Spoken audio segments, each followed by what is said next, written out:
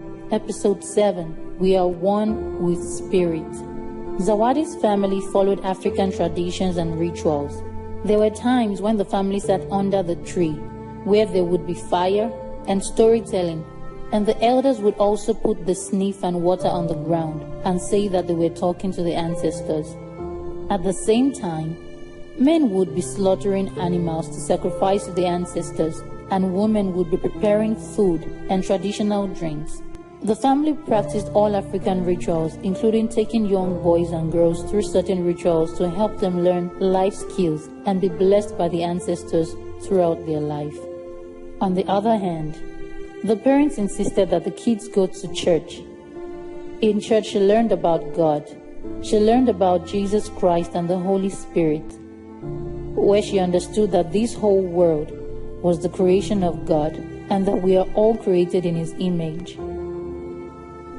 One can connect with God through prayer or by reading the Bible.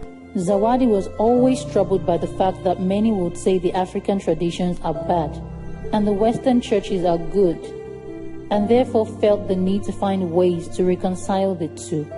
She understood that she needed to find her own original authenticity, sense of spirituality, to become clear about who God was to herself. She needed to build her own relationship with God, where she could grow in spirit, reach inner wisdom, and her sense of being. Zawadi decided to embrace both because to her, both were important for her life journey.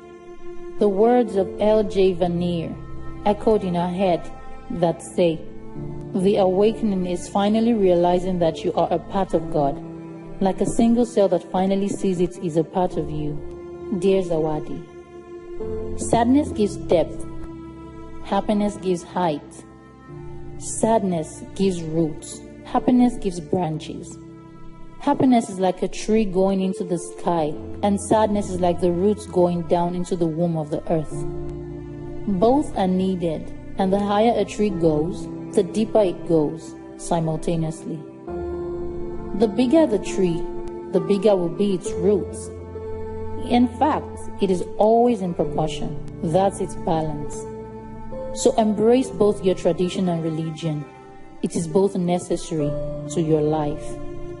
Love, Zawadi. Universal law. The law of divine oneness helps us to understand that we live in a world where everything is connected to everything else.